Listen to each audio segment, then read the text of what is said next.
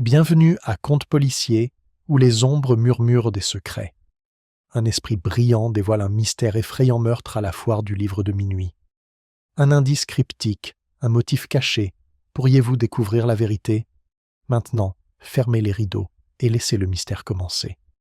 Le village de St. Mary Mead, avec ses haies soigneusement taillées et ses chaumières ordonnées, était habitué à un rythme calme et prévisible. La vie s'y déroulait comme le doux feuilletage d'un vieux roman, les ragots matinaux à l'épicerie du village, la ponctualité du facteur et l'effervescence occasionnelle de la fête paroissiale. Ce vendredi soir-là, cependant, une nouvelle forme d'impatience s'était emparée du village. Pour la première fois, le village accueillait la foire au livre de minuit, une initiative plutôt ambitieuse organisée par la jeune bibliothécaire entreprenante Clara Wren, dont la passion pour la littérature était sans bornes. À 11 heures, la salle des fêtes, un bâtiment bas en briques habituellement réservé aux cercles de tricot et aux réunions du conseil paroissial, était baignée par la douce lueur des lanternes. L'odeur des gâteaux frais se mêlait à celle des feuilles d'automne qui s'échappèrent des fenêtres ouvertes.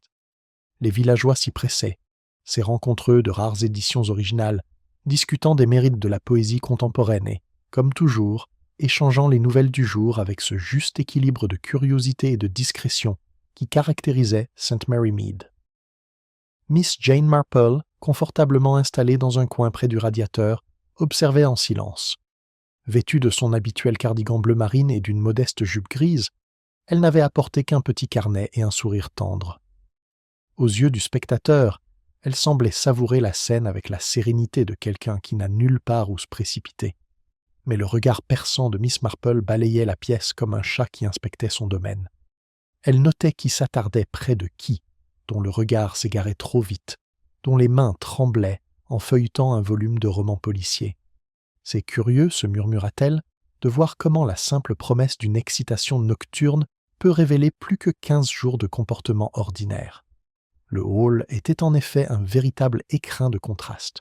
Le vieux monsieur Tobias Finch, avocat à la retraite, évoluait d'un pas raide parmi les étagères, saluant sèchement ses connaissances, tout en jetant un regard furtif par-dessus l'épaule d'un jeune homme qui semblait bien trop intéressé par la rare première édition du Chien des Baskerville. Lady Penelope Withers, resplendissante dans son châle de velours, murmura quelque chose à Madame Gladys Chipping, dont l'expression affichait un mélange d'étonnement et de désapprobation. Même le boulanger du coin, d'ordinaire uniquement préoccupé par la bonne levée de sa pâte, semblait inhabituellement tendu en examinant une étagère de livres de cuisine. Aux 12 coups de minuit, Clara Wren a attiré l'attention. « Mesdames et messieurs, merci d'avoir participé à notre premier salon du livre de minuit. Nous avons quelques lectures spéciales ce soir. » Sa voix, joyeuse, quoique légèrement nerveuse, résonna à travers la salle. Mais avant qu'elle puisse présenter le premier orateur, un cri strident interrompt le doux murmure de la conversation. Cela provenait du fond du hall, près du coin du fond, où une petite alcôve abritait une sélection de manuscrits rares. Les villageois se figèrent. Certains laissèrent tomber leur tasse de thé, d'autres pâlissaient. Miss Marple, cependant, se leva lentement, les yeux plissés par un intérêt discret. Là, étendu de façon anormale sur le parquet ciré, gisait le corps de M. Félix Harcourt, l'antiquaire local et collectionneur notoire. Ses yeux étaient fixés au plafond, sans ciller, et une tache sombre s'étalait sur le devant de son gilet autrefois impeccable. Un silence tomba sur la pièce, rompu seulement par la voix tremblante de Clara Wren. « Appelez la police !» Tandis que le chaos s'étendait, l'esprit de Miss Marple, serein au milieu de la panique, commença son délicat travail. Des visages déformés par le choc et la peur défilèrent devant elle comme les pages d'un livre. Et déjà, cachée au sein de ce rassemblement apparemment ordinaire, elle commençait à déceler les traces ténues de quelque chose de bien plus sinistre qu'un simple accident. Quelque part à St. Mary Mead, sous des sourires polis et des bavardages cordiaux, un meurtrier marchait inaperçu. La nouvelle de la mort prématurée de M. Félix Harcourt se répandit à St. Mary Mead avec la rapidité et la ferveur d'une volée de moineaux effrayés. Aux premières lueurs du samedi matin, chaque commerçant, épicier et amateur de thé semblait connaître les détails, même si chaque récit avait sa propre saveur. Ce ne fut pas, comme Miss Marple l'aurait cru, le rapport de police qui façonna la compréhension des villageois, mais plutôt les ragots qui circulèrent de la fenêtre de la cuisine au portail du jardin. À l'épicerie du village, Madame Martha Reed disposait soigneusement un étalage de scones frais, lorsque les premiers clients firent irruption, le visage pâle, la voix débordant d'horreur dramatique. « Vous avez entendu » s'exclama l'un d'eux. « Monsieur Harcourt, là, par terre !» C'était épouvantable, tout simplement épouvantable. « Oui, et tu as vu la tache » ajouta un autre, scrutant la boutique d'un air conspirateur. Elle s'étendait sur son gilet comme une ombre noire. « Ma parole, on croirait la fin du monde à St. Mary Mead. » Miss Marple, venue chercher ses courses du matin, sourit gentiment et choisit ses mots avec soin. « J'ai bien peur que vous exagérez, Martha, dit-elle. Je ne nie pas que ce soit alarmant. Mais il faut être prudent avant de tirer des conclusions hâtives. » Son calme semblait presque surnaturel au milieu du bavardage frénétique. Certains villageois la regardaient d'un air étrange, comme s'ils se demandaient comment on pouvait rester aussi calme face à un tel spectacle. Pourtant, c'était précisément cette modestie qui permettait à Miss Marple de les observer plus clairement. Elle remarqua les subtils changements de posture, le battement nerveux d'un pied, la façon dont certains regards s'attardent trop longtemps sur le plancher où Félix était tombé. En milieu de matinée, le vicaire, le révérend Bernard Pritchard, avait convoqué une petite réunion au presbytère. L'objectif, expliqua-t-il, était double, prier pour l'âme du défunt et maintenir un semblant d'ordre dans le village. Les villageois arrivèrent par deux ou par petits groupes, échangeant des propos feutrés, autant empreints de spéculation que de recueillement. Lady Penelope Withers, son châle de velours sombre légèrement de travers suite à l'agitation nocturne, s'approcha de Miss Marple d'un air d'urgence contenu. « Jane, je ne peux tout simplement pas imaginer qui pourrait faire une chose pareille. Pauvre Félix, il allait bien, peut-être pas universellement apprécié, mais je ne m'attendais pas à ce qu'il le soit. » Miss Marple hocha la tête, laissant son silence alimenter les pensées de Lady Penelope. « En effet, dit-elle doucement, il arrive souvent que les personnes que nous considérons comme irritantes ou excentriques suscitent des émotions fortes. Mais que ces émotions puissent-ils mener à quelque chose d'aussi tragique, c'est une autre histoire. Non loin de là, Madame Gladys Chipping, la chroniqueuse autoproclamée du village, se pencha d'un air conspirateur. « Vous savez, murmura-t-elle, je disais hier encore combien il était étrange que M. Harcourt passe autant de temps seul dans son petit bureau chez l'antiquaire, toujours penché sur ses livres de contes ou à examiner un nouveau bibelot. Jamais un visiteur, jamais un ami. Et maintenant, eh bien, j'ose dire que nous en sommes arrivés là. » Le vicaire s'éclaircit la gorge, un petit bruit destiné à rétablir la civilité. Il ne faut pas oublier que, même s'il est naturel de spéculer, les autorités font leur travail. Monsieur l'inspecteur Slack aura sans doute des questions à nous poser. L'inspectrice Slack, murmurant Miss Marple dans sa barbe, a tendance à ne voir que le plus évident et à passer à côté de ce qui est discrètement significatif. Son regard scruta la pièce, notant les réactions subtiles tandis que les noms étaient amenés à murmurer et les accusations lancées, aussi délicates que des papillons de nuit autour d'une flamme. Le boulanger, M. George Hemsley, s'agita, mal à l'aise. « Je n'imagine personne à St. Mary Mead, enfin, personne que je connaisse, faire une chose pareille, dit-il. » Mais son évitement prudent de tout contact visuel et le léger tremblement de sa voix trahissaient une nervosité dont il se rendait à peine compte. Miss Marple le remarqua discrètement. George était honnête, d'une certaine manière, mais la peur, ou peut-être une connaissance cachée, le mettait mal à l'aise. De l'autre côté de la pièce, le jeune Timothy Chivers, fils de l'instituteur du quartier, jouait avec les boutons de sa veste.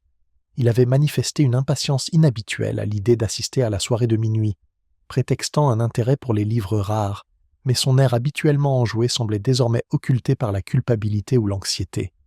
Miss Marple nota mentalement que le comportement du garçon était curieux, sans pour autant en comprendre la raison. En fin de matinée, les rumeurs du village atteignent leur paroxysme. À la boulangerie, à l'épicier et même au petit bureau de poste, des fragments de spéculation s'assemblent en théories élaborées.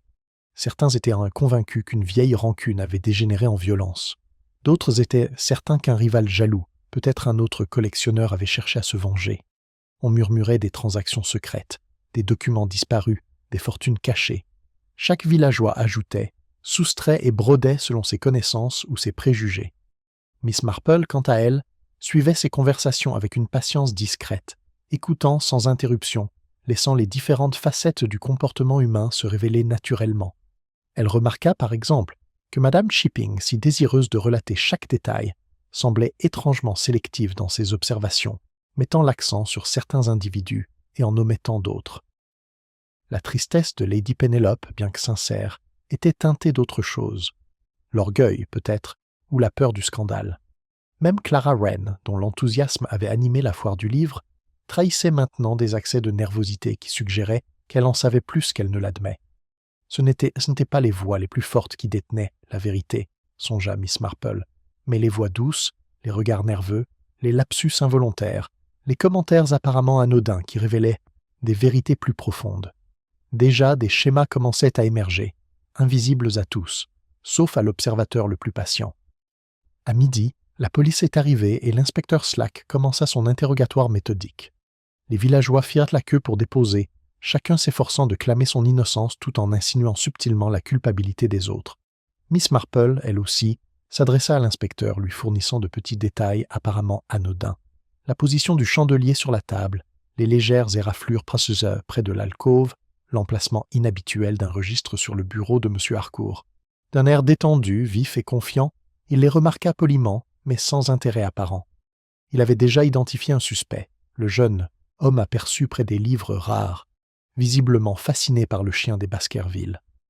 Pour l'inspecteur, l'affaire semblait simple, une opportunité et un mobile.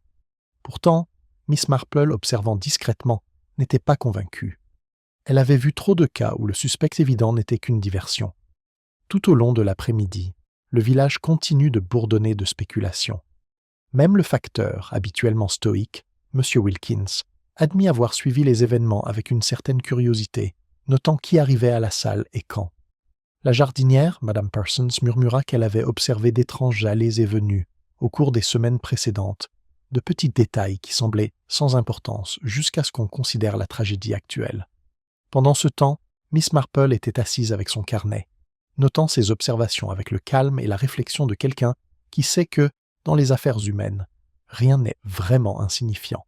Elle comprenait, comme toujours, que la clé pour élucider ce crime ne résiderait pas dans la force ou la frénésie, mais dans les vérités cachées au grand jour.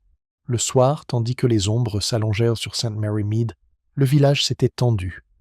Les conversations se poursuivaient à voix basse, les regards se posaient avec suspicion et un malaise général s'était installé. Pour Miss Marple, cependant, la journée avait révélé une révélation, modeste mais cruciale, sous les façades polies et les routines soigneusement entretenues.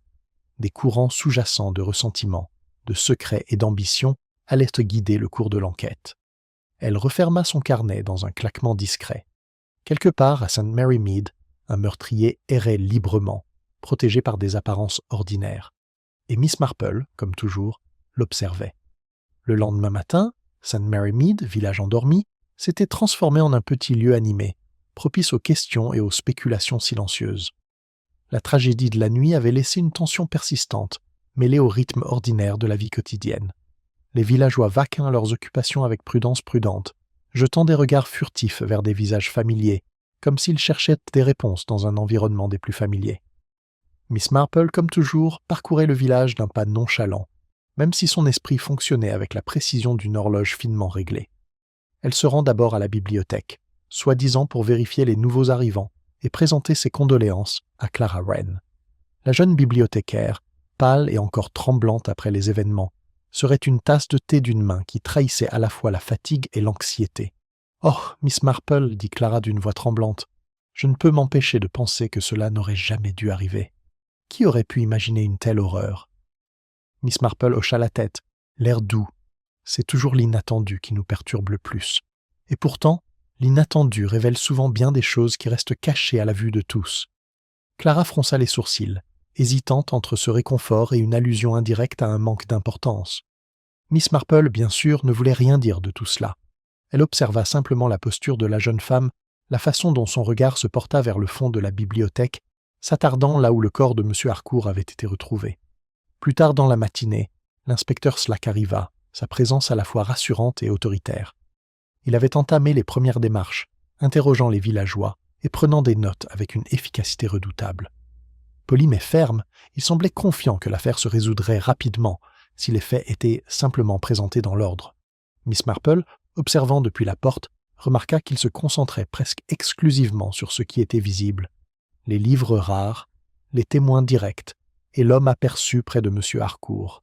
« Oui, cela paraît évident, » murmura-t-elle. « Mais comme pour beaucoup de choses, l'évidence n'est pas toujours la vérité. Slack s'approcha d'elle et remarqua sa présence d'un hochement de tête poli. « Mademoiselle Marple, c'est toujours un plaisir. J'espère que vous me permettrez de travailler sans interférence. »« Bien sûr, inspecteur, » répondit-elle avec pudeur, même si l'on apprend souvent plus en observant discrètement qu'en posant des questions à voix haute.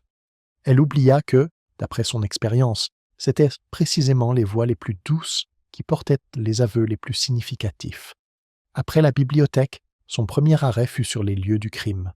Bien que la police ait bouclé la zone, elle eut droit à un regard mesuré vers l'alcôve où M. Harcourt était tombé.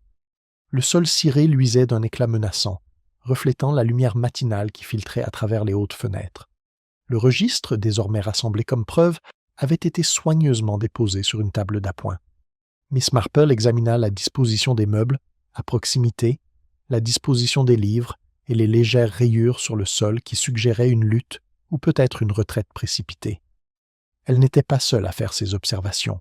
Maître Tobias Finch, l'avocat à la retraite, était déjà là, examinant la scène avec une attention exagérée. « Vraiment malheureux, » remarqua-t-il. « J'ai toujours dit qu'il fallait se méfier d'objets aussi précieux. C'est une affaire périlleuse, même pour un gentleman de l'expérience de Félix. » Miss Marple, remarquant le plus léger tremblement dans ses mains, se dit que l'inquiétude de Tobias était peut-être moins liée à la perte de livres qu'à quelque chose de plus personnel, peut-être à l'angoisse de voir de vieilles rivalités ou des connaissances longtemps enfouies refaire surface. Dans tout le village, les spéculations continuèrent de circuler. Madame Chipping avait commencé à faire circuler une petite liste de noms qu'elle jugeait les plus susceptibles d'être impliqués, dont le jeune homme près des livres rares, M. Hemsley le boulanger, et même Clara Wren elle-même, quoique à voix basse. Chaque personne mentionnée suscitait des hochements de tête et des murmures de la part de ceux qui l'écoutaient, comme si leur opinion était investie d'une autorité incontestée.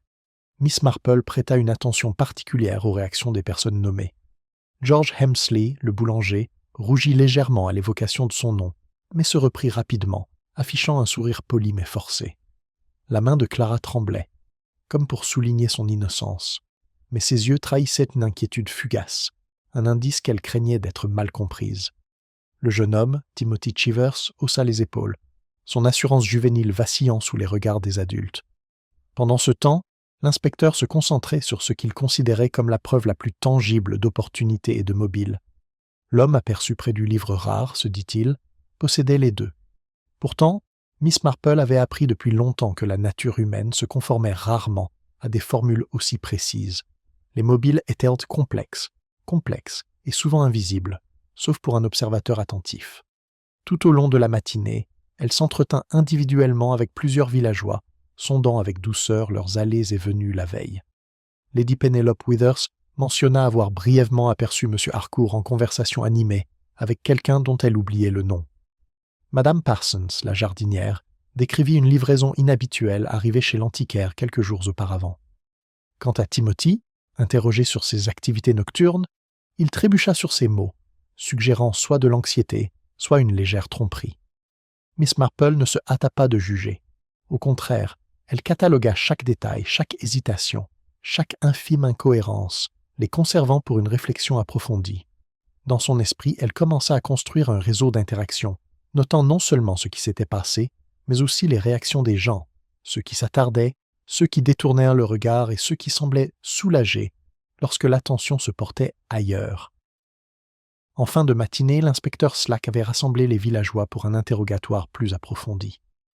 La tension montait dans la salle, tandis que les noms étaient répétés, les alibis récités et les contradictions mineures relevées. Miss Marple observait silencieusement depuis le bord, notant quels individus s'agitaient, lesquels parlaient trop et lesquels fournissaient précisément les informations nécessaires pour paraître utiles sans rien révéler. Un détail apparemment anodin attira son attention. Un petit marque-page orné posé près d'une étagère de manuscrits. Personne ne l'avait remarqué, et la police s'éloignait déjà, le jugeant sans importance.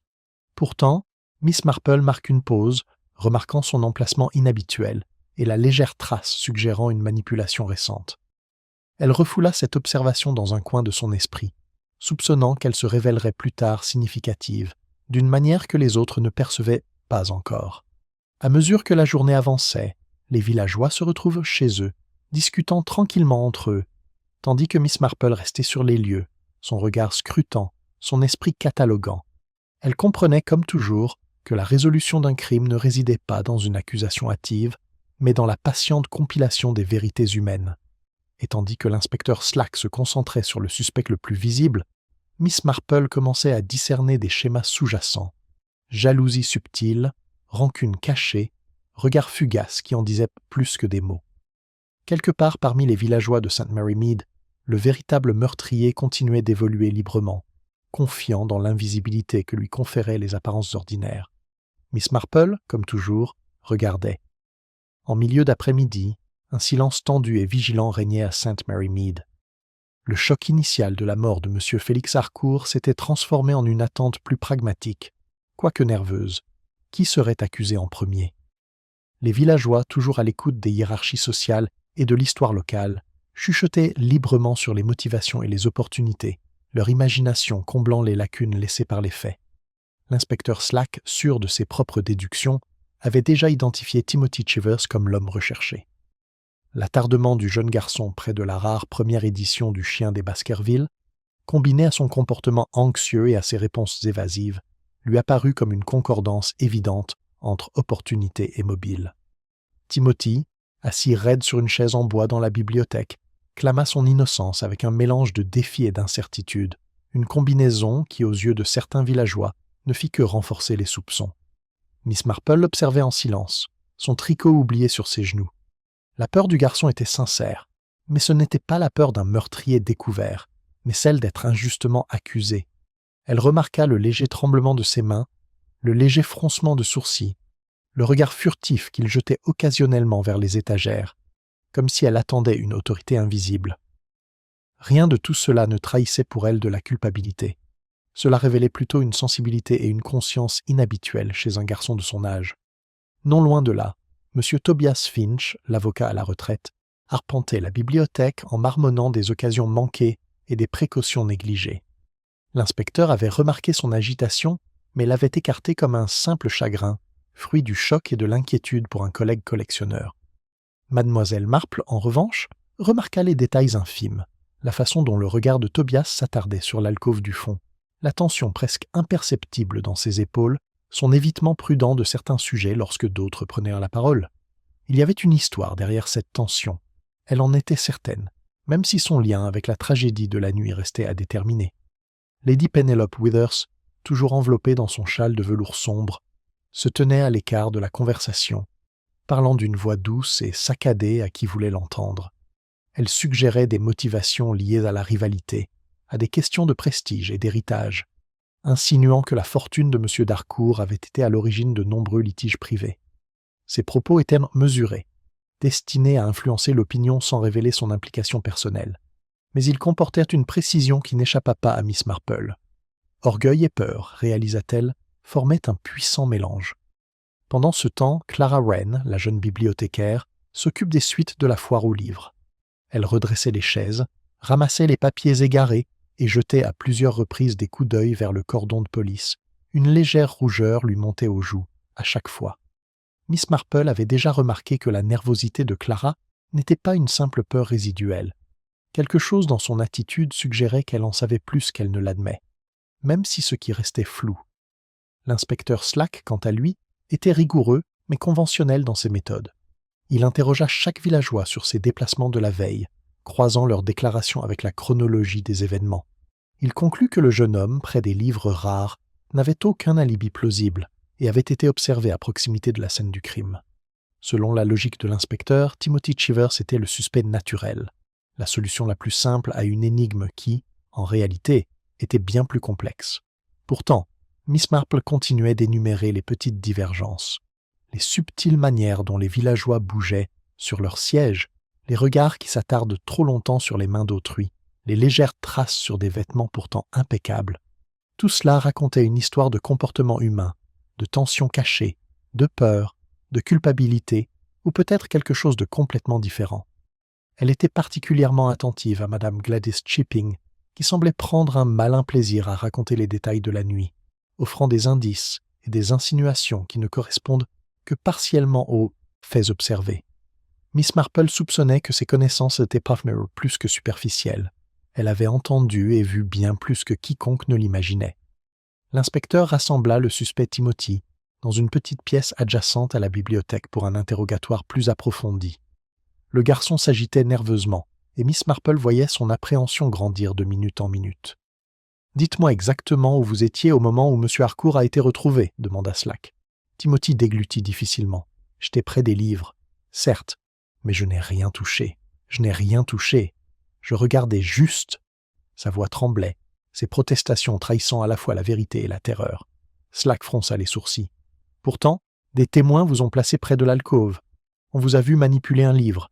Peut-être que Timothy a bégayé, mais pas moi. Je ne lui ai pas fait de mal. Je le jure. » Miss Marple, de son poste d'observation dans l'embrasure de la porte, remarqua les micro-expressions du garçon, son hésitation avant chaque mot, son soulagement fugace lorsque son attention se détournait, ses poings serrés involontairement. Elle comprit immédiatement que la culpabilité du garçon ne s'étendait pas au-delà de son timing et de sa proximité malencontreuse. Le crime, elle en était certaine, avait été commis par quelqu'un qui avait appris à dissimuler même les plus infimes signes révélateurs. De l'autre côté de la bibliothèque, d'autres villageois chuchotaient. Lady Penelope suggéra que M. Hemsley, le boulanger, nourrissait peut-être une rancune cachée contre l'antiquaire, invoquant des litiges mineurs concernant des contrats et des livraisons locales. Certains considéraient discrètement M. Tobias Finch comme ayant les motivations et la ruse nécessaires pour orchestrer un tel événement. Même Clara Wren, pourtant apparemment dévouée à la foire aux livres, n'était pas à l'abri des soupçons dans l'imagination des villageois. Miss Marple, cependant, remarqua des schémas que l'inspectrice ignorait. L'emplacement des livres, les légères traces de poussière sur le sol ciré, le marque-page qu'elle avait remarqué la veille, des détails infimes, presque insignifiants. Pourtant, combinés, ils en disaient long. Une analyse attentive du comportement humain, elle le savait, était bien plus révélatrice que la seule inspection des preuves matérielles. En fin d'après-midi, les villageois avaient commencé à accepter le cadre établi par l'inspecteur Slack. Timothy Chivers était, du moins en apparence, le principal suspect. Les parents échangèrent des regards méfiants, les commerçants murmurèrent des assurances, et même le pasteur semblait résigné à l'idée que le jeune homme ait été pris dans des circonstances malheureuses. Miss Marple, assise tranquillement à une table dans un coin, observait la scène avec une clarté sereine. Elle comprenait que la vérité se cachait derrière des couches de performance sociale et d'instinct de survie. Chaque villageois avait ses propres peurs et ambitions, soigneusement dissimulées sous la surface de paroles polies et de gestes mesurés. Quelque part dans ces subtils signaux se trouvait la clé pour révéler le véritable coupable. Et ainsi, alors que les ombres s'allongeaient sur le village et que le soleil plongeait vers l'horizon, le premier suspect avait été identifié. Le décor était planté pour une enquête plus approfondie, et Miss Marple, avec son regard doux mais pénétrant, commença le travail délicat de démêler un mystère qui était loin d'être simple. Elle sourit intérieurement, ses aiguilles à tricoter cliquetant à un rythme calme, réfléchissant aux nombreux fils qui restèrent à tirer. La nuit était loin d'être terminée, et la véritable histoire, comme elle l'avait toujours su, ne se révélerait qu'à ceux qui observaient avec patience et subtilité. Le matin suivant la première série d'interrogatoires, le ciel était clair et net sur St. Mary Mead. Le village semblait inchangé, les haies soigneusement taillées, le facteur distribuant le courrier avec sa ponctualité habituelle. Mais sous le calme familier, la tension s'était installée. Le souvenir de la mort subite de Félix Harcourt persistait, porté par les regards discrets échangés entre voisins, par le soin d'éviter certains sujets et par les pas prudents de ceux qui autrefois vaquent à leurs occupations sans le poids de leur quotidien. Miss Marple, fidèle à son habitude, commença la journée par une promenade tranquille dans le village. Elle s'arrêta d'abord à la bibliothèque, où Clara Wren se remettait encore du choc et rangeait les vestiges épars de la foire de minuit. Les livres avaient été remis sur les étagères, les chaises redressées et une petite théière mijotée sur une table d'angle. Mais la pièce respirait une tension continue. Clara elle-même semblait nerveuse, même dans cet espace familier, jetant fréquemment des coups d'œil vers l'alcôve où M. Harcourt était tombé. « Mademoiselle Marple, je ne peux m'empêcher de penser que j'aurais dû remarquer quelque chose, n'importe quoi, dit doucement Clara. Il était si méticuleux, toujours prudent. Et pourtant... » « Tu n'as pas à te blâmer, Clara, » répondit doucement Miss Marple. « Parfois, les plus petits détails échappent à l'attention de tous, mais c'est souvent dans ces moments d'oubli que la vérité attend d'être découverte. La remarque de Miss Marple, formulée sur le ton décontracté d'une conversation de village, était en fait une invitation à observer, à réfléchir et à rechercher les schémas subtils et cachés que les yeux ordinaires pourraient en manquer. L'enquête du jour se déroula avec la même intensité silencieuse que l'après-midi précédent. L'inspecteur Slack retourna à la bibliothèque pour examiner les déclarations et scruter la scène, se concentrant sur le jeune suspect, Timothy Chivers, et les preuves matérielles disponibles. Il posa des questions répétitives, testant chronologie et alibi, tentant de coincer le garçon pour qu'il fasse des aveux qu'il n'avait aucune raison de faire. Pendant ce temps, Miss Marple s'attardait dans les recoins, observant discrètement les interactions, notant les gestes nerveux, le poids des corps et les faibles expressions qui s'affichent sur les visages l'espace d'un instant, avant de disparaître. C'est lors d'une de ces observations que son attention tomba sur quelque chose de tout à fait imperceptible. Une petite tache presque invisible près du bord d'une étagère où étaient exposés des manuscrits rares. À première vue, on aurait pu la prendre pour une trace de poussière ou le léger résidu d'un doigt maladroit. Mais pour Miss Marple, le motif était étrange. Elle s'accroupit pour l'inspecteur, notant l'angle, la taille et la légère empreinte dans le bois verni en dessous. Elle réfléchit tranquillement à ce qu'elle avait observé la veille. Le jeune homme se trouvait près des livres rares, mais l'emplacement de la tache suggérait une trajectoire différente de celle que le seul mouvement de Timothy pouvait expliquer. L'esprit de Miss Marple retraça la séquence de manipulation des collections, mais avec une précision et une familiarité qui impliquent une connaissance bien au-delà de la simple curiosité du lecteur. La tâche était petite, délicate et délibérée, presque trop subtile pour être remarquée, et pourtant, elle portait la signature d'une intention plutôt que d'un accident. Ces réflexions furent interrompues par Madame Chipping, qui apparut à la porte de la bibliothèque, serrant son carnet comme s'il contenait la somme de toutes les connaissances du village. « Mademoiselle Marple, en avez-vous entendu parler ? L'inspecteur Slack pense que Timothy Chivers est très certainement impliqué.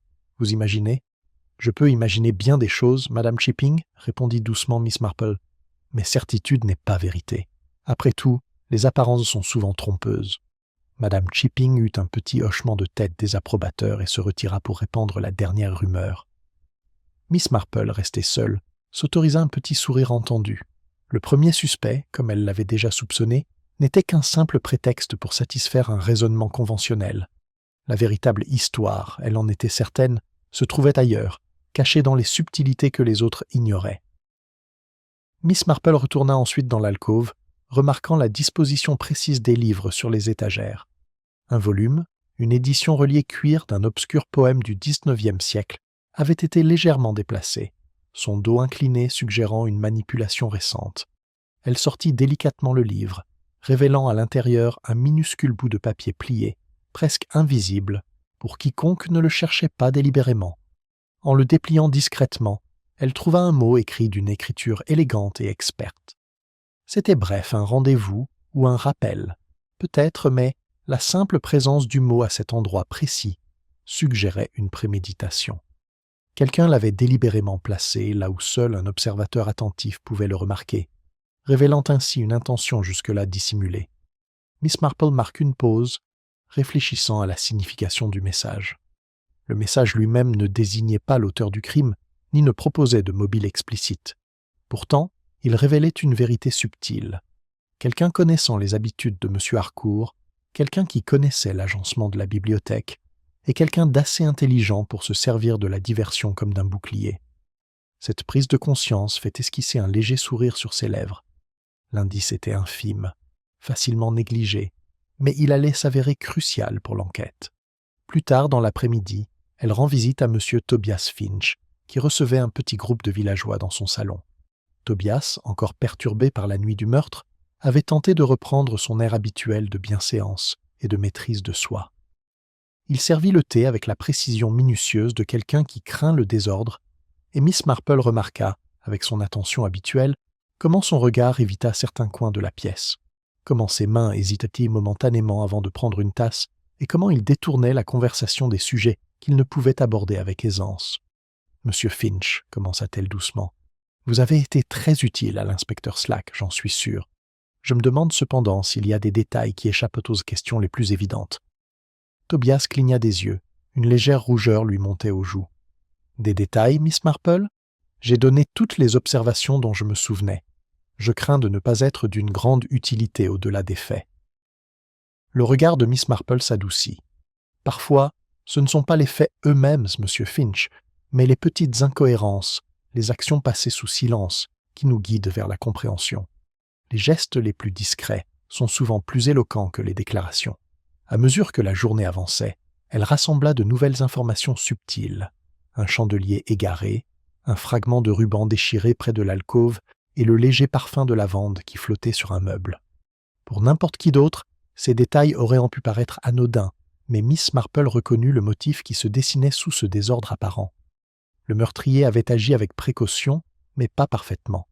La nature humaine, elle le savait, ne peut être entièrement masquée, et c'était dans ces traces infimes que la vérité pouvait être discernée. Le soir, le village avait repris ses conversations, retrouvant une routine prudente.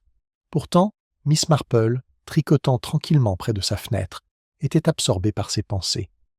L'indice caché qu'elle avait découvert, le mot glissé dans le carnet, les tâches subtiles, les petits gestes négligés guideront ses prochaines démarches.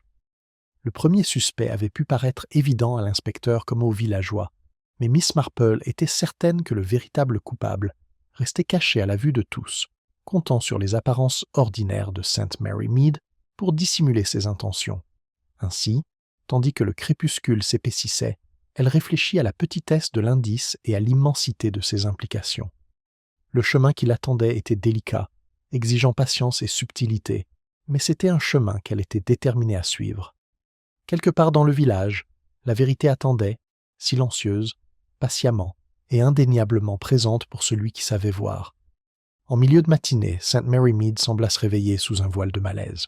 Le village, encore sous le choc de la mort subite de M. d'Harcourt, était désormais sous le coup d'une tension nouvelle, sachant que la police interrogeait méticuleusement voisins et connaissances. Des murmures sur la place du marché, à la poste et devant la boulangerie suggéraient que chacun avait quelque chose à cacher, ou le craignait. Miss Marple, fidèle à son habitude, se déplaçait discrètement dans le village, prêtant attention aux petits gestes et aux remarques entendues. Elle commença sa tournée avec le vicaire, le révérend Bernard Pritchard, qui semblait manifester une nervosité inhabituelle. Bien qu'il continuât à parler gentiment aux paroissiens, il y avait de brèves pauses dans ses phrases, une légère tension dans ses mains lorsqu'il les serrait, et il évitait soigneusement certains sujets. « Bonjour, révérend, commença mademoiselle Marple d'un ton doux. J'espère que votre journée se déroule sans incident. »« Ah, mademoiselle Marple, répondit le vicaire avec un sourire forcé. C'est un peu difficile, je dois l'admettre. Le village est en proie à l'appréhension. Et pourtant, il faut continuer, n'est-ce pas ?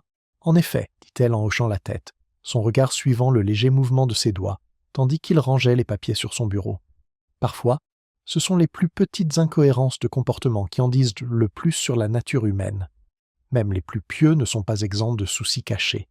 Après avoir quitté le curé, elle se rendit chez M. Tobias Finch, qui, malgré les événements tragiques, était resté impeccablement rangé. Tobias l'accueillit avec la politesse et la raideur d'un homme cherchant à garder le contrôle de sa maison et de ses pensées. « Mademoiselle Marple, dit-il d'une voix soigneusement mesurée, vous avez été remarquablement minutieuse dans vos observations. Je fais juste attention, répondit-elle doucement. L'observation est souvent plus révélatrice que n'importe quel questionnement direct. Les gens sont rarement aussi prudents qu'ils le croient. Le regard de Tobias se porta brièvement sur une table d'appoint où reposait une lettre non ouverte. Miss Marple remarqua son hésitation, le léger serrement de sa mâchoire, et elle le rangea comme un autre détail mineur, potentiellement important. Son attention se porta alors sur Lady Penelope Withers, qui avait organisé une petite réunion de villageois influents dans son salon. Le visage de Lady Penelope, encadré par le velours épais de son châle, était soigneusement posé, mais sa voix exprimait une subtile tension. « Je n'arrive tout simplement pas à comprendre comment une telle chose a pu se produire, » dit-elle, ponctuée d'un profond soupir. Félix était difficile, certes, mais il ne méritait guère cela. Miss Marple, assise tranquillement dans un coin, laissait la conversation se dérouler sans interruption. Elle remarqua le choix judicieux des mots, la façon dont Lady Penelope jetait parfois un coup d'œil aux autres invités, et le serrement presque imperceptible de ses doigts autour de sa tasse de thé. Sous cette politesse apparente, Miss Marple décelait des courants de rivalité, d'envie et de ressentiment cachés. Même Madame Gladys Chipping, la chroniqueuse du village, fit preuve d'une intensité surprenante ce matin-là.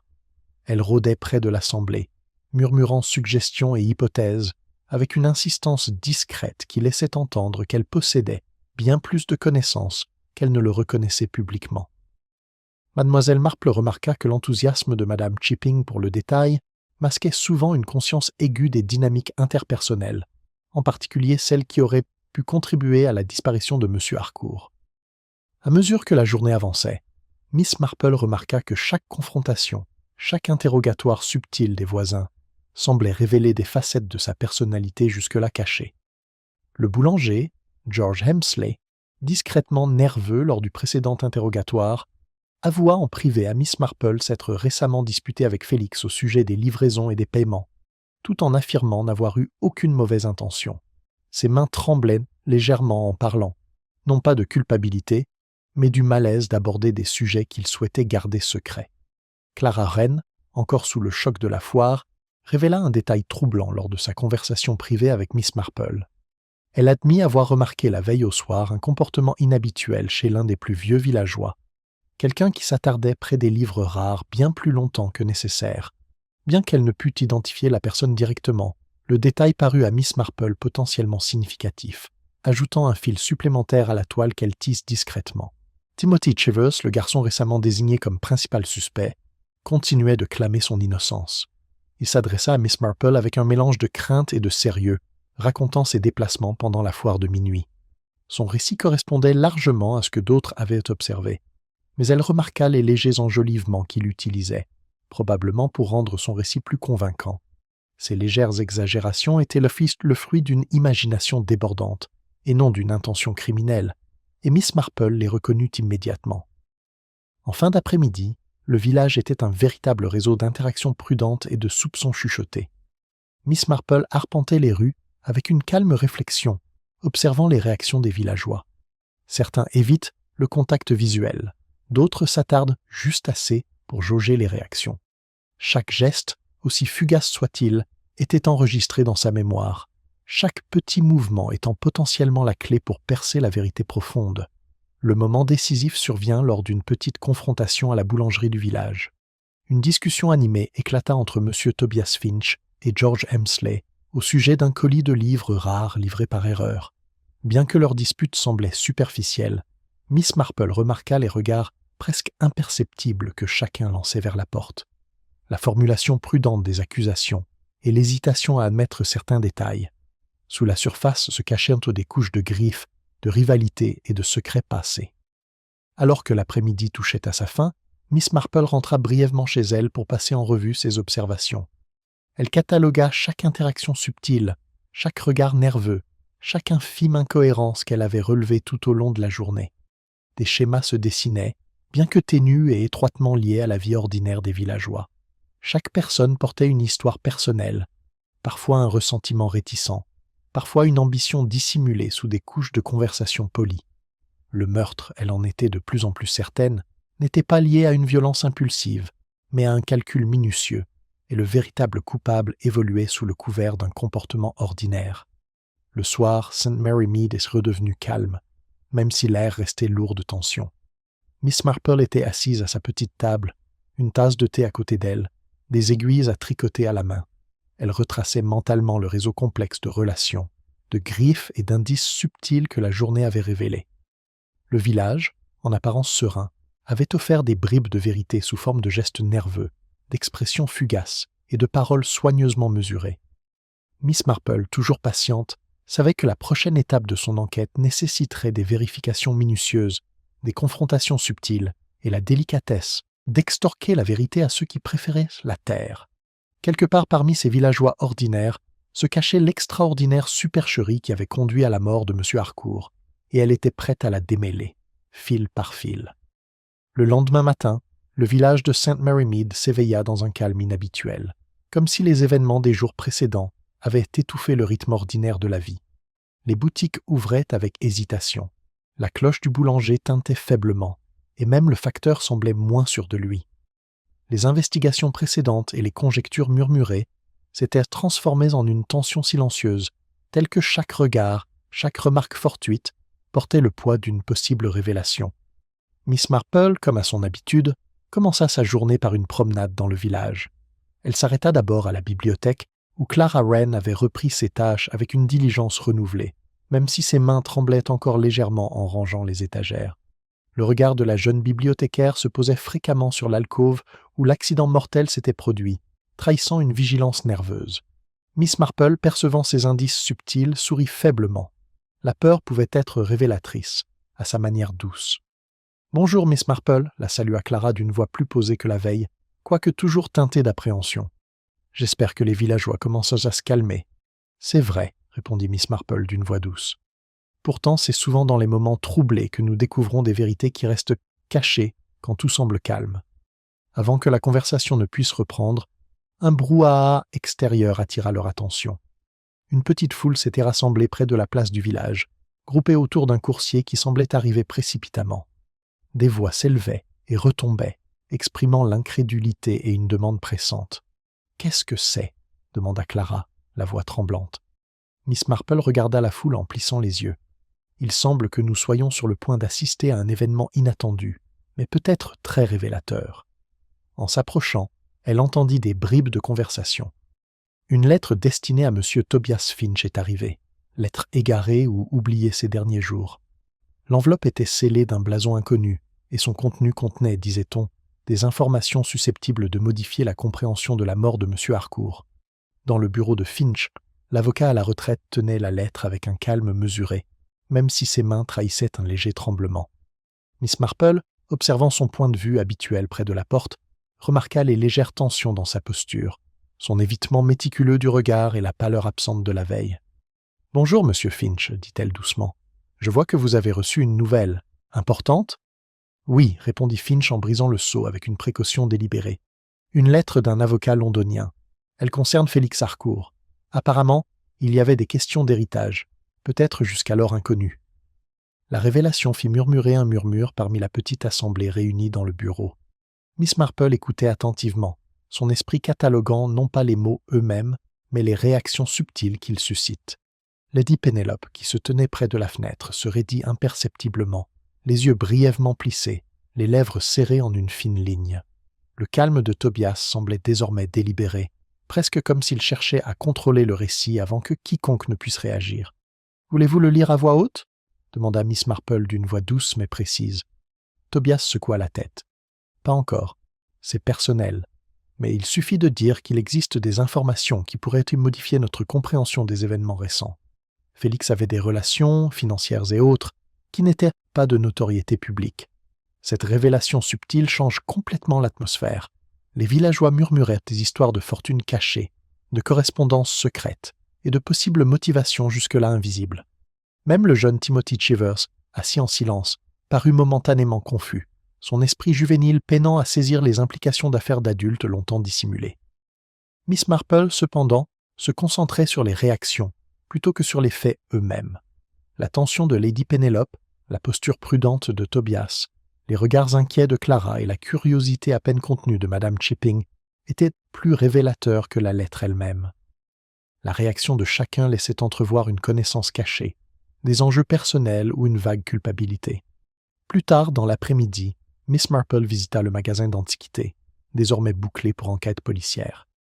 L'inspecteur Slack continua de se concentrer sur Timothy Chivers, tandis que Miss Marple observait silencieusement la scène depuis un coin. Son regard parcourut les étagères, les registres éparpillés et les manuscrits rares, notant des détails ignorés par d'autres, une légère tache près d'une serrure, le léger déplacement d'un registre, la façon dont la poussière sur une étagère suggérait une manipulation récente. Tandis qu'elle observait la scène, un détail mineur mais crucial attira son attention. Des empreintes de pas, à peine visibles, menant vers l'arrière de la boutique. Discrètes, presque imperceptibles sous le sol ciré, elles suggèrent pourtant que quelqu'un s'était approché de l'alcôve différemment de Timothy ou de n'importe quel visiteur occasionnel. Miss Marple retraça mentalement le tracé des empreintes, réalisant que l'individu avait agi avec une intention délibérée, soucieux de laisser le moins de traces possible, mais avec une insouciance plus subtile que seul un observateur patient pouvait déceler. Le retournement de situation devint encore plus évident lorsque Madame Parsons, la jardinière, s'approcha d'elle et lui fit une petite confession. J'ai vu quelqu'un sortir par la porte arrière du magasin tard dans la nuit, murmura-t-elle en jetant un coup d'œil nerveux autour d'elle. Je pensais que c'était Félix qui se promenait, mais ce n'était pas lui. Je ne pouvais pas voir leur visage, mais il portait un petit paquet. Miss Marple examina attentivement les nouvelles informations. Il y avait là une subtile contradiction avec la chronologie établie, un mouvement inattendu que personne n'avait anticipé. Le premier suspect, Timothy Chivers, se trouvait à proximité des lieux à ce moment-là, comme l'ont confirmé plusieurs témoins. Pourtant, une autre silhouette apparut, invisible mais présente dans l'ombre, dont les actions étaient passées inaperçues jusqu'à l'observation attentive de Madame Parsons. Au fil de la journée, Miss Marple constituait le délicat réseau de synchronisation, de mouvements et de comportements humains. La réaction de chaque villageois, qu'elle soit due à la peur, à la curiosité ou à un calme stratégique, fournissait un indice, infime mais significatif. Le mystère ne résidait pas seulement dans les preuves matérielles, mais dans l'interaction subtile des intentions, des connaissances cachées et des manœuvres de diversion. Le soir, le village semblait retenir son souffle. Les conversations étaient plus calmes, les regards plus vifs, et chaque pas dans St. Mary Mead semblait mesuré, réfléchi. Miss Marple, tricotant tranquillement près de sa fenêtre, s'autorisa un petit sourire entendu. Le nouveau développement, la visiteuse nocturne, les empreintes de pas subtiles et les implications de la lettre avaient orienté l'enquête dans une direction inattendue.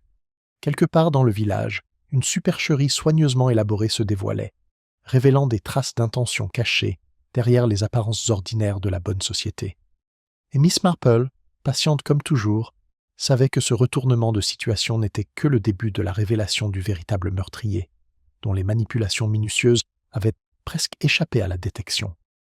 En milieu de matinée, St. Mary Mead régnait l'atmosphère calme et tendue d'un village au bord de la révélation. Les conversations étaient discrètes, les pas mesurés, et chaque regard semblait chargé de sens. Miss Marple, comme toujours, arpentait les rues avec une apparente nonchalance, bien que son esprit travaillait avec une précision méticuleuse.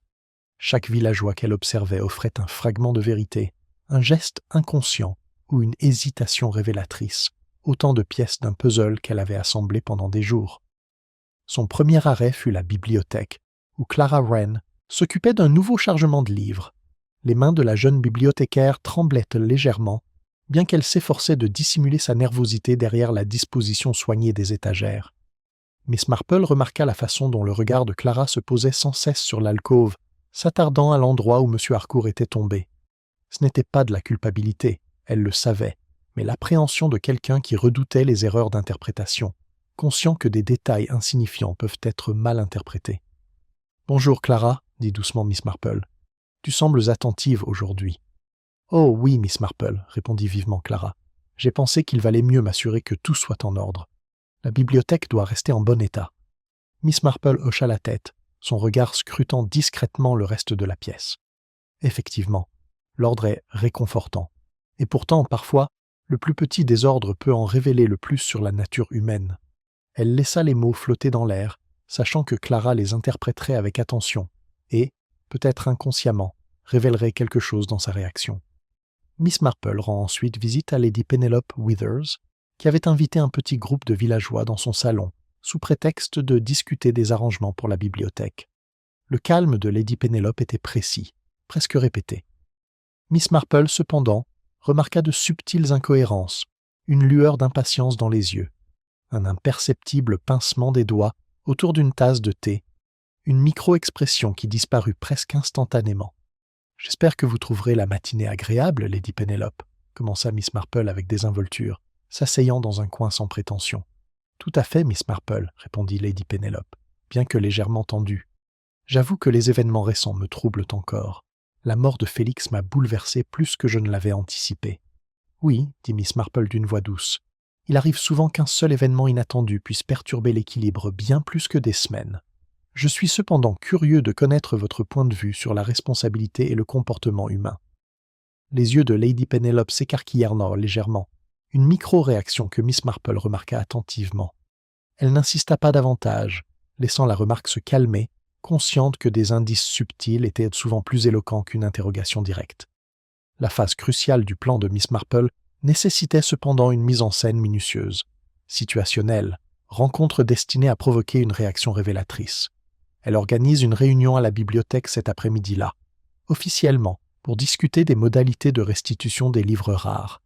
Parmi les personnes présentes figuraient Tobias Finch, Lady Penelope et, bien sûr, le jeune Timothy Chivers, qui demeurait une distraction commode pour l'inspectrice. Miss Marple s'assit dans un coin tranquille, ses aiguilles à tricoter claquant doucement, et commença son observation. Tobias Finch, inhabituellement tendu, s'agita sur sa chaise, s'éclaircissant la gorge à plusieurs reprises. Lady Penelope engagea une conversation mesurée, adressant des remarques polies qui masquaient une légère anxiété. Timothy, quant à lui, semblait insensible aux subtilités, se concentrant plutôt sur le récit de ses déplacements pendant la foire de minuit, la voix ponctuée de pauses nerveuses. Miss Marple laissa la conversation dériver naturellement vers les livres rares et les habitudes de M. Harcourt, formulant soigneusement ses questions et commentaires pour susciter des réactions. « Je réfléchissais à la nature méticuleuse de Félix, commença-t-elle, et combien il est inhabituel pour quelqu'un d'aussi méticuleux de négliger les plus petits détails. On se demande si toutes les pièces étaient bien à leur place. » Les yeux de Tobias se tournèrent vers l'alcôve, une légère crispation autour des lèvres, trahissant sa conscience de ce qui était suggéré. Le regard de Lady Penelope se porta légèrement, presque imperceptiblement, vers la porte, sa posture se raidissant. Miss Marple poursuit avec une précision douce. « C'est curieux, n'est-ce pas? Comment les gens se comportent quand ils en savent plus qu'ils ne l'avouent? Comment des actions subtiles peuvent révéler ce que les mots cachent ?» À ces mots, la main de Tobias trembla légèrement, tandis qu'il tendait la main vers une tasse de thé. Les doigts de Lady Penelope pressaient un peu trop fort le bord de son châle. Ces réactions insignifiantes, presque invisibles pour quiconque, étaient exactement ce que Miss Marple attendait. Le véritable test ne résidait pas dans leurs paroles, mais dans leur maniérisme discret, ces infimes trahisons de sang-froid qui révélaient une conscience de quelque chose que les autres ne comprenaient pas encore. Le commentaire suivant de Miss Marple se voulait particulièrement délicat, une déclaration apparemment désinvolte, mais aux implications soigneusement dissimulées. « Il est remarquable, dit-elle, de voir comment un simple indice, négligé par la plupart, peut défaire même la façade la plus soigneusement construite. Un livre égaré, une tache sur le sol, de telles choses peuvent en dire long si l'on sait écouter. » Les yeux de Tobias s'écarquillèrent imperceptiblement, et il remua sur son siège. Une légère rougeur lui montait aux joues. Les lèvres de Lady Penelope se pincèrent en une ligne fine et maîtrisée, tandis que Timothy regardait tour à tour les deux adultes, intrigués par leur tension subtile. L'observation de Miss Marple était absolue. Elle avait conçu ce moment pour provoquer une réaction, pour révéler qui portait le poids d'un savoir prémédité et qui se trouvait simplement au mauvais endroit au mauvais moment. Son regard, calme et incisif, cataloguait chaque micro-expression, chaque battement de paupières, chaque contraction musculaire imperceptible. Le jeu psychologique subtil se déroula exactement comme elle l'avait anticipé. Le sang-froid de Tobias s'était légèrement altéré, révélant une tension qui ne provenait pas seulement du chagrin ou du souci des apparences. Lady Penelope, tout aussi prudente, ne trahissait qu'un léger malaise. Timothy, l'innocent, ne laissait transparaître aucun signe autre que l'anxiété juvénile. Miss Marple laissa la scène se poursuivre encore quelques minutes, ses aiguilles à tricoter cliquetant doucement au rythme de ses pensées. Chaque geste, chaque regard était une ligne dans le récit du comportement humain. Lorsque les autres partirent, elle avait accumulé une mine de preuves subtiles mais irréfutables, de signaux comportementaux qui, interprétés avec soin, pointaient sans équivoque vers le véritable coupable. Tandis que la bibliothèque se vidait, Miss Marple resta assise en silence, reprenant doucement ses aiguilles à tricoter. Le test psychologique avait réussi, et le schéma qu'elle avait observé pendant plusieurs jours se cristallisait désormais. Le meurtrier s'était révélé non par des aveux, ni par des preuves matérielles, mais par les trahisons silencieuses de la nature humaine de petits gestes irréfléchis, qui, pour un observateur patient, en disaient plus long que des mots. Elle sirota son thé, réfléchissant aux dernières étapes nécessaires pour révéler la vérité. Patience, subtilité et une sollicitation douce seraient les seuls éléments qui lui resteraient. Le village de St. Mary Mead avait involontairement livré ses secrets, et la véritable histoire, longtemps cachée sous les apparences, était sur le point d'émerger. En fin de matinée, St. Mary Mead s'était installé dans un calme étrange. Le village, habituellement animé par les bavardages et le doux rythme du quotidien, semblait retenir son souffle. Les rumeurs circulaient discrètement, mais avec discernement, chacun pesant ce qu'il croyait savoir contre ce qu'il craignait. Miss Marple, comme toujours, traversait cette tension subtile avec son calme habituel, tricotant en silence les derniers fils du puzzle. Elle avait passé les jours précédents à observer les villageois, notant leurs réactions, leurs incohérences et les plus ténues altérations de leur sang-froid. Le test psychologique qu'elle avait effectué à la bibliothèque avait confirmé ce que ses observations de la semaine précédente laissaient entendre. La façade soigneusement construite de quelqu'un s'était fissurée, révélant sa culpabilité. Pourtant, elle savait qu'une révélation devait être délivrée avec précision afin que chaque villageois puisse comprendre la chaîne des événements et leurs motivations. Le cadre approprié, décida-t-elle, serait la salle des fêtes, le lieu même où la tragédie s'était produite. C'était neutre, familier et l'espace nécessaire à la subtilité et à la dignité. En début d'après-midi, les villageois se rassemblèrent, murmurant entre eux, leur curiosité et leur appréhension se mêlant au silence qui s'installe dans la salle comme un léger brouillard. L'inspecteur Slack, toujours convaincu de sa théorie, se tenait légèrement à l'écart, s'attendant à ce que la discussion confirme ses soupçons envers Timothy Chivers. Miss Marple se leva lentement, son tricot à la main, et s'adressa à l'assemblée. Sa voix était douce mais imprégnée d'une assurance tranquille. « J'ai observé attentivement ce village depuis la mort de M. Harcourt, commença-t-elle. J'ai écouté les conversations, noté les gestes et réfléchi à des comportements que beaucoup auraient pu considérer comme insignifiants. Pourtant, ce sont souvent ces petits détails apparemment anodins qui révèlent la vérité. » Elle marque une pause, laissant ses paroles s'imprégner. Les villageois, percevant la gravité de son ton, cessèrent d'ermer à leurs murmures. Même l'inspecteur Slack sembla se pencher légèrement en avant, la curiosité piquée malgré ses propres suppositions. « Il est vrai, poursuivit-elle, que le jeune Timothy Chivers se trouvait près des livres rares la nuit où M. Harcourt a été retrouvé. Il a été interrogé, à juste titre. Mais ses actes étaient innocents, simplement le fruit de la curiosité et d'un timing inopportun. Il faut chercher ailleurs la véritable source de ses intentions. » Un léger murmure parcourt la foule. Timothy était assis, visiblement soulagé, mais toujours incertain, son regard se portant vers Miss Marple comme pour se rassurer. La clé, disait-elle, réside dans la compréhension des interactions subtiles et des tensions préexistantes qui se cachaient sous des apparences ordinaires. Pendant des jours, j'ai observé des gestes nerveux, des expressions fugaces et des schémas de mouvement qui trahissent ce que les mots seuls ne peuvent pas révéler. Elle se tourna légèrement vers Tobias Finch, dont les mains reposent maintenant, crispées, sur le bord d'une table. « Monsieur Finch, c'est votre attention particulière à la disposition des livres et des registres, et votre insistance à contrôler le récit qui ont d'abord éveillé mes soupçons. Mais le détail crucial qui a révélé le meurtrier fut la manipulation d'un seul volume de manuscrit et de la note qu'il contenait. Ce petit acte délibéré visait à induire en erreur, mais il contenait des preuves invisibles à tous, sauf à un observateur patient. Les lèvres de Tobias se pincèrent et une légère rougeur lui monta aux joues. Son sang-froid habituel avait faibli, signe révélateur que Miss Marple avait anticipé. La note, poursuivit-elle, avait été placée pour suggérer une découverte fortuite, mais elle révélait une préméditation. La tache sur l'étagère, les empreintes de pas, discrètes près de l'alcôve et l'attention soigneusement détournée de Lady Pénélope étaient autant de pièces d'un puzzle.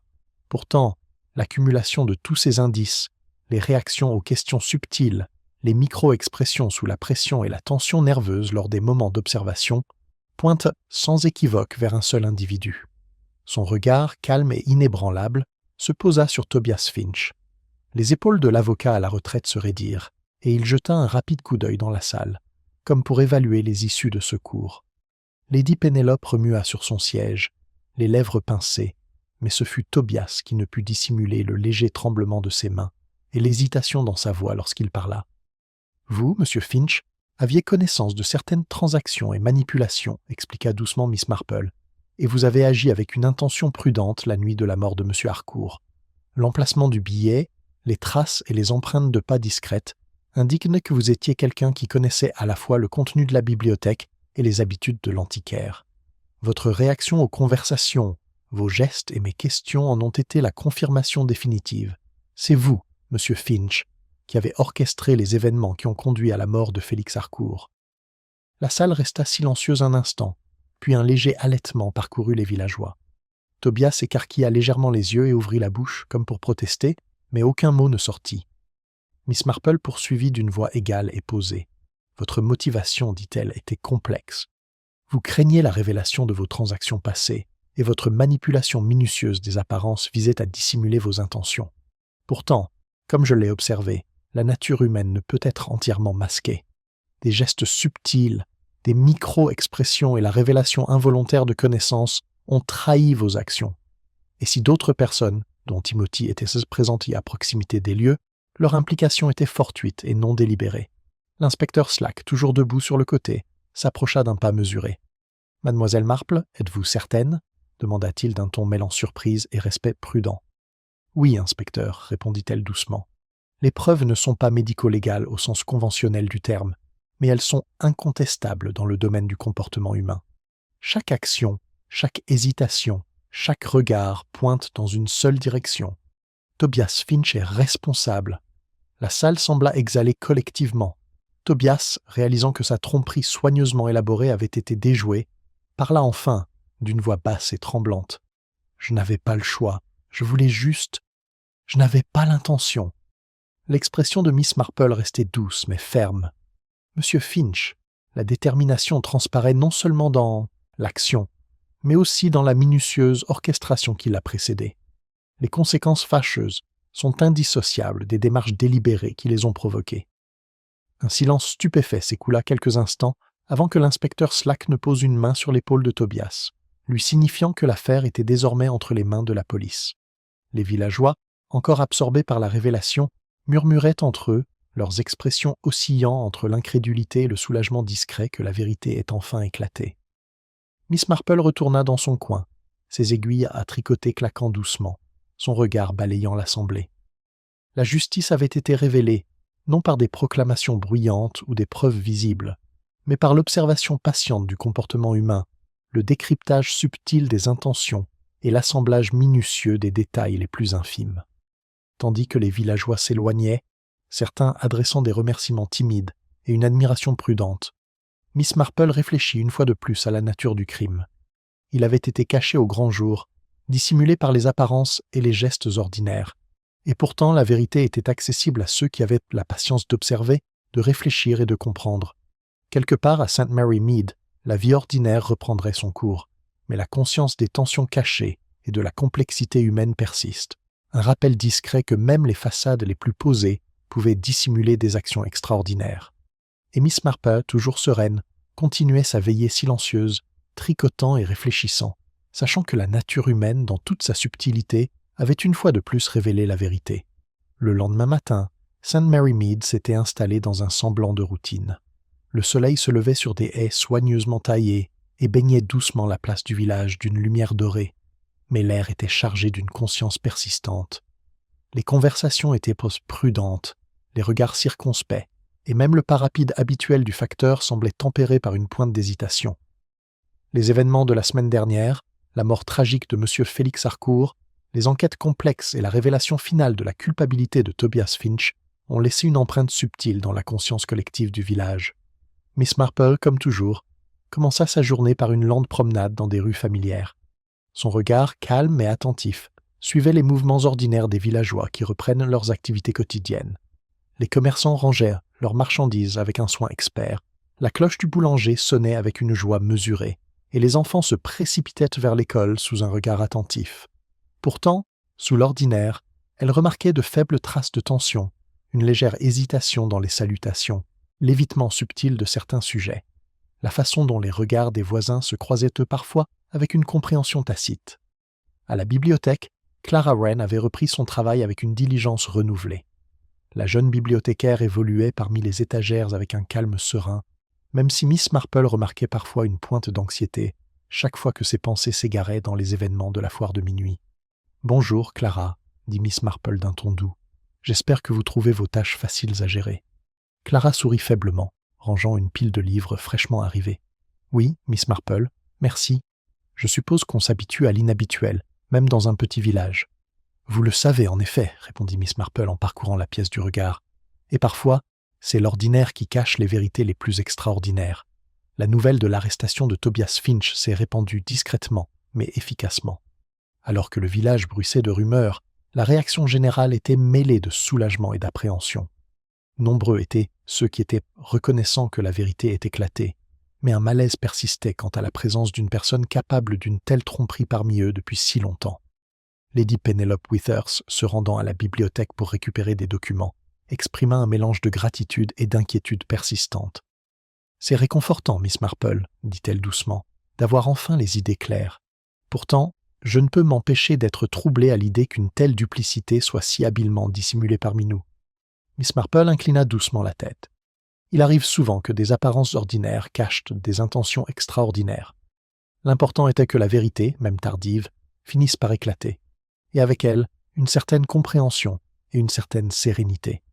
Même Timothy Chivers, le garçon initialement soupçonné de malversation, semblait plus serein.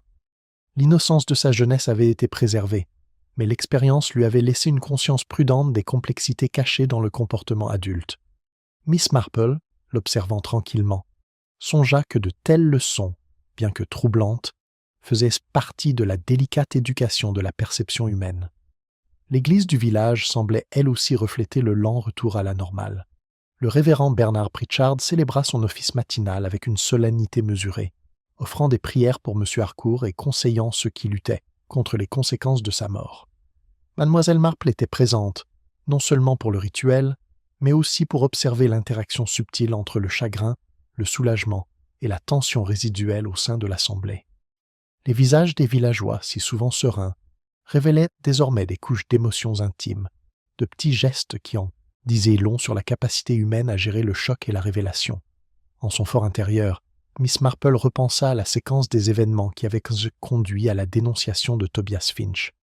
Ce ne furent pas les déclarations bruyantes, ni les preuves médico-légales qui permirent d'élucider le crime, mais l'observation patiente du comportement humain, la reconnaissance des gestes subtils, des expressions discrètes et des incohérences qui surgissent lorsqu'on teste la supercherie. Les petits indices qui s'étaléant sur l'étagère, le mot caché, les empreintes de pas subtiles avaient fourni des éléments tangibles, mais ce furent les schémas invisibles d'intention et de réaction qui éclairèrent le plus clairement la vérité. Plus tard dans la journée, elle se rend sur la place du village, où les villageois prennent peu à peu leur vie quotidienne. Les conversations étaient plus douces, les regards moins circonspects, mais la conscience de la façon dont un comportement ordinaire pouvait dissimuler des actions extraordinaires demeurait intacte. Le boulanger, George Hemsley, la salua d'un signe de tête chaleureux mais prudent, tandis que Madame Chipping poursuivait son récit méticuleux, annotant cette fois soigneusement les événements récents. Chacun, à sa manière, avait tiré les leçons de cette tragédie sur la confiance, la perception et le fragile équilibre entre apparence et réalité. Miss Marple s'arrêta près de la fontaine, le regard fixé sur l'eau qui coulait doucement. Elle réfléchit à la nature du comportement humain, à l'interaction entre secret, fierté et peur, et à la façon dont la vie ordinaire peut être bouleversée par des actes extraordinaires. Pourtant, elle remarqua aussi la résilience du village, sa capacité à revenir à la routine, tout en perpétuant une compréhension nouvelle des complexités cachées de ses habitants. À l'approche du soir, la salle des fêtes demeurait silencieuse, désormais un lieu de souvenir plutôt que d'immédiateté.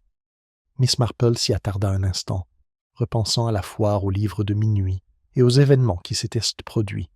Elle repensa aux petits indices négligés qui l'avaient guidée, aux schémas comportementaux qui avaient révélé le véritable coupable, et à la subtile orchestration qui avait distingué la culpabilité de la coïncidence. De retour chez elle, Miss Marple s'installa dans son fauteuil familier, aiguilles à tricoter à la main. Elle s'autorisa un léger sourire satisfait, sachant qu'une fois de plus, la patience, l'observation et la compréhension de la nature humaine avaient éclairé un chemin à travers la tromperie. Si la vie à St. Mary Mead continuait son cours ordinaire, une conscience subtile subsistait. Sous les façades polies et les rituels sociaux, les intentions humaines pouvaient être complexes, dissimulées et parfois dangereuses. Miss Marple réfléchissait tranquillement aux événements, son esprit énumérant les leçons apprises, l'importance de l'observation, le pouvoir des gestes subtils et la vérité que le comportement humain, interprété avec attention et patience, peut révéler ce que les mots et les apparences cachent. Le village avait retrouvé son calme apparent, mais en profondeur, la vie avait été irrémédiablement transformée par la révélation de vérités cachées. et tandis que le crépuscule s'installe sur le village, les aiguilles à tricoter bougeant régulièrement dans ses mains, Miss Marple comprit une fois de plus que la nature humaine, dans toute sa subtilité, continuerait à se révéler à ceux qui étaient assez patients pour observer et assez sages pour voir.